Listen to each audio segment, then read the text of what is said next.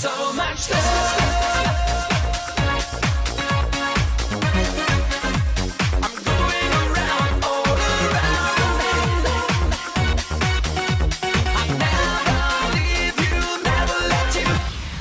dans What's In cette semaine, le retour de Ancilla ainsi que la découverte de Météo Mirage. Allez, What's In, c'est parti.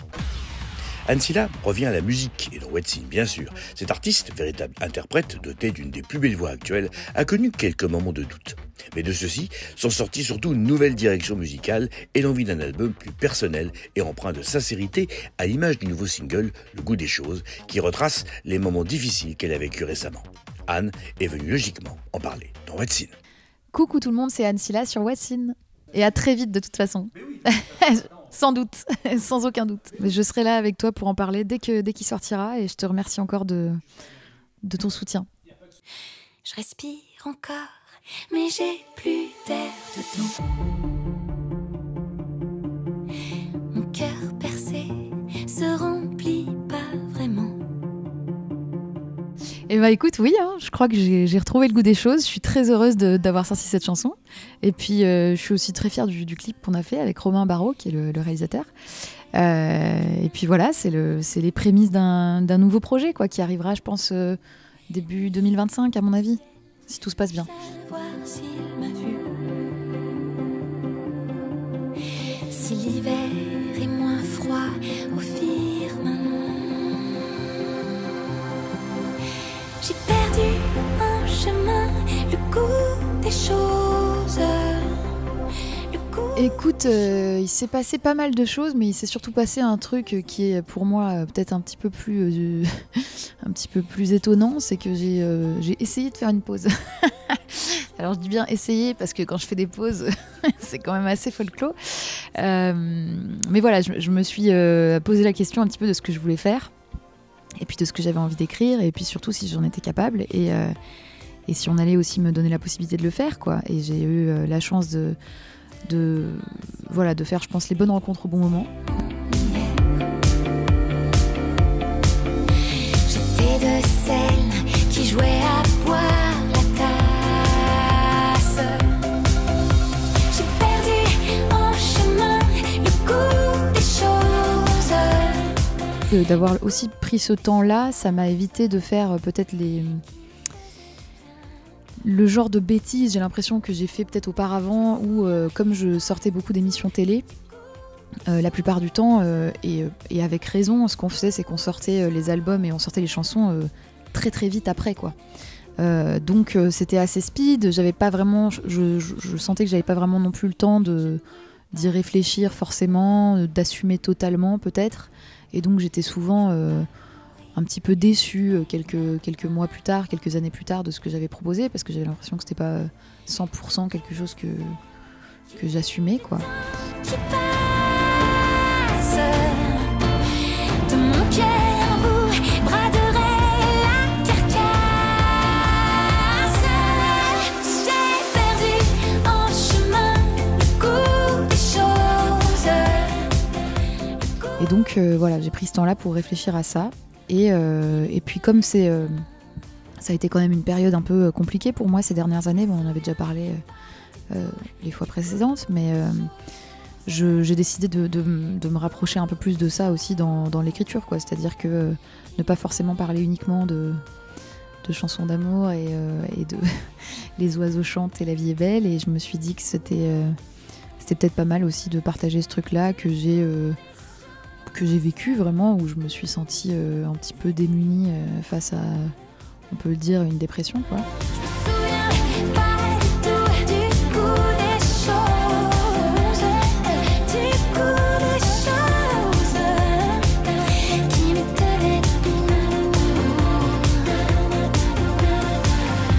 Ça évoque un petit peu aussi des choses dont j'ai envie de parler dans l'album qui arrive.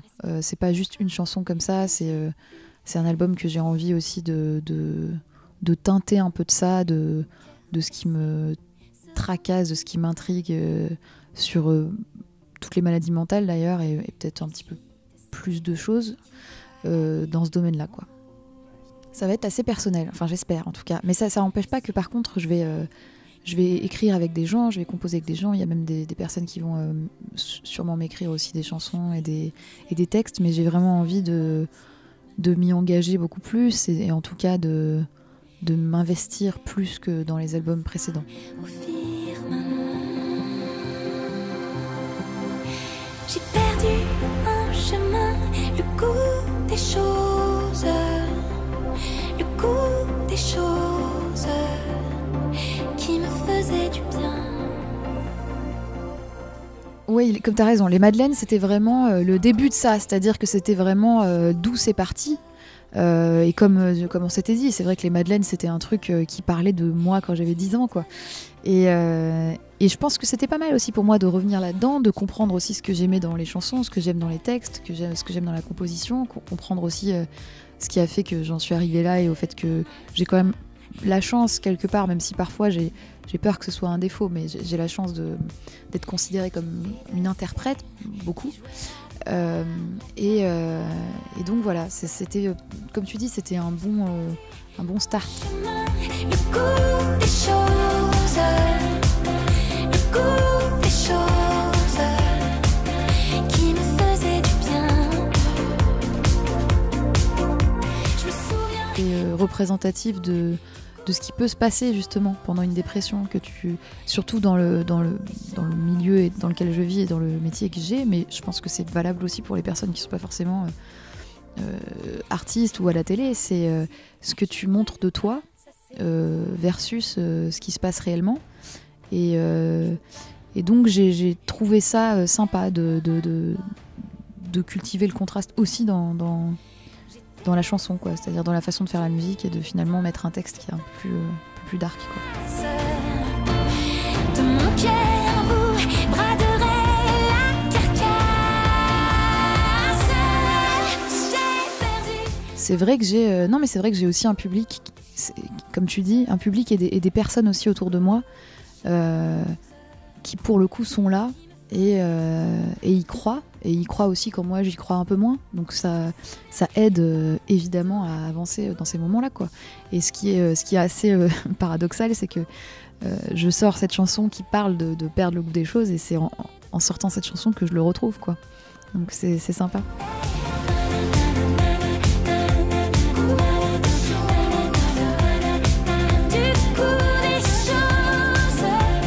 Météo Mirage est un groupe qui délivre un mélange de pop et de variété française porté par des mots simples et touchants. Ce groupe est aussi à l'aise en studio que sur scène où l'univers est même parfois un peu plus rock. Il travaille actuellement sur leur nouvelle EP porté par le single Des Histoires. Découverte de Météo Mirage dans What's In. Salut, c'est Météo Mirage et on était très heureux d'être sur l'émission What's In.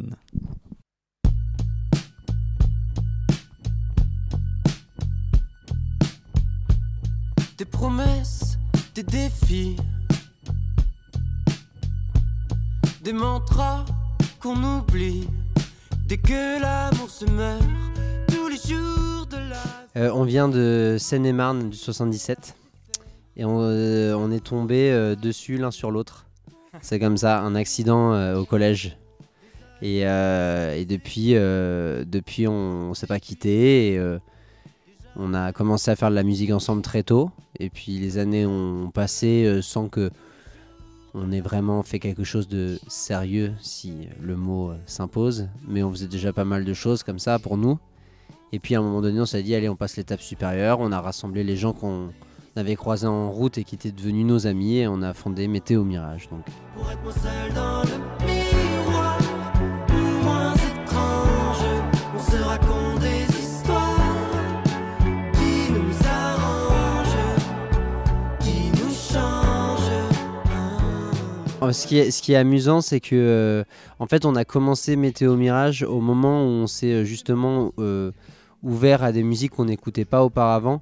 Et j'ai un peu l'impression que ça a toujours été comme ça qu'on a avancé, c'est qu'à chaque fois, c'est le projet qui nous a permis d'aller découvrir d'autres horizons et de s'ouvrir à d'autres textures, d'autres paysages sonores, d'autres influences. Donc en fait, ça a été un peu notre... Le groupe est devant nous et nous permet en fait d'avancer comme ça en sous-marin et d'aller découvrir des choses qu'on connaît pas. Et c'est là que c'est intéressant de le faire. Moins étrange, on se raconte des histoires qui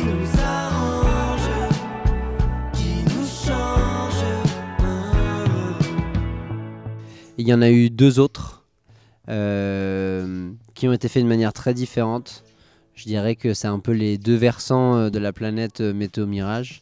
Le premier qui était très épuré et joué 100% live.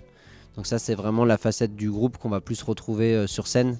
Où, comme tu le disais tout à l'heure, on est un vrai groupe où on joue ensemble et il y a une grande part... Il y a une grande part de live, il y a une grande part à l'imprévu, etc. Donc nous, c'est quelque chose qu'on veut toujours garder au cœur du projet. Et sur le deuxième, l'EP qui a suivi, on a plus développé le côté un peu plus production, arrangement, rentrer un peu plus loin dans les textures, etc. Et aussi parce qu'on avait pris confiance grâce au premier et se dire qu'on pouvait le faire, qu'on en était capable d'aller un peu plus loin que ce qu'on savait faire.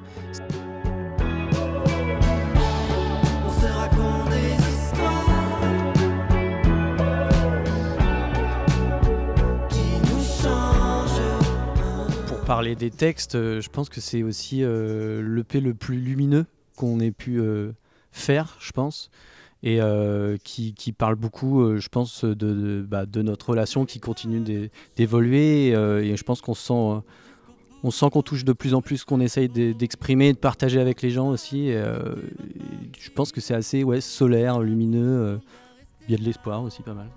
Mais quand on a commencé à travailler sur ces nouveaux morceaux, on avait vachement en tête le côté un peu rock, FM, un peu 80, fin 80, 90, qui des fois peut y avoir un côté un peu cliché aujourd'hui quand on entend rock FM, mais ces textures comme ça, très dynamiques, très directes, c'était vraiment le terrain de base, et tout ça mélangé toujours à quelque chose de plus synthétique et de plus moderne. Mais il y avait vraiment cette envie d'aller chercher plus de ce côté-là.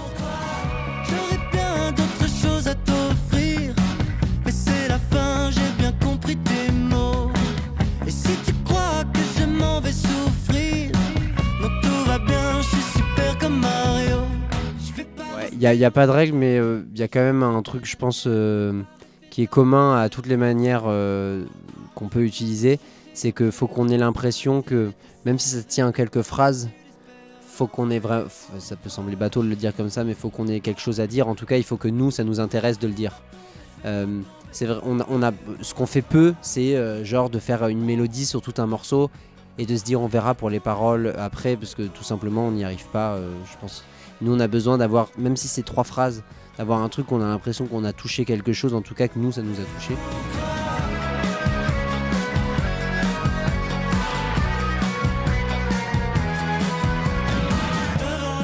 Je pense qu'on l'a toujours dans un coin de la tête, et moi en tout cas je trouve plus en plus aussi. En tout cas il y a un truc qui trompe pas, c'est que les morceaux qui marchent, ils vont marcher en studio et dès qu'on va les prendre en main aussi avec le groupe.